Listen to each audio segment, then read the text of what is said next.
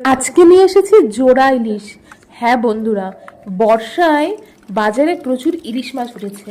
তো তোমরা তো দেখলে যে ইলিশ মাছ কাতলা মাছ আমি নিয়ে এসেছি। তো সেগুলোই দেখো এখন মা প্যাকেটের থেকে সব বের করছে ধুয়ে পরিষ্কার করার জন্য। ঠিক আছে, তো এখানে প্রথমে কাতলা মাছ মাছের মাথাগুলো বের করেছে, আর এইবার ইলিশ মাছগুলো। তো আমি মাকে বললাম ইলিশ মাছ দুটো একটু হাতে নাও তো, আমার ফেসবুক আর ইউটিউবের বন্ধুদেরকে একটু দেখাই।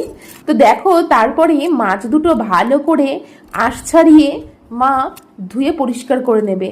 আর জানো তো, মাছগুলো কাটার আগেই ধুয়ে নিল, কেন না যে ইলিশ মাছ নাকি ধোয়ার কেটে ধুলে নাকি তার ভালো টেস্টটাই চলে যায়।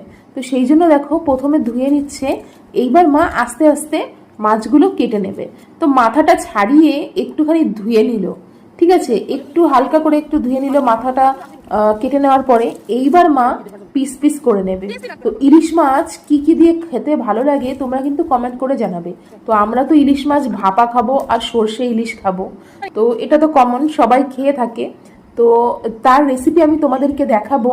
তো এইবার ইলিশ মাছ কাটা কমপ্লিট, এবার কাতলা মাছগুলো মা ধুয়ে নেবে। কাতলা মাছগুলো পিস করে নিয়ে এসেছি, ছোট ছোট পিস করেছি, আর মাছের মাথাটাও পিস করে নিয়ে এসেছি। তো এগুলো প্রথমে মা ভালো করে জল দিয়ে আঁশ ছাড়িয়ে উল্টে পাল্টে ধুয়ে নিচ্ছে, তারপরে লবণ দিয়ে ধুয়ে নেবে। লবণ দিয়ে না ধুলে বেশ আষ্টে গন্ধটা যাবে না। তো তারপরে দেখো এই মাছগুলো ভালো করে ধুয়ে মা রেখে দেবে ফ্রিজে, যেহেতু আজকে ইলিশ মাছ খাবো।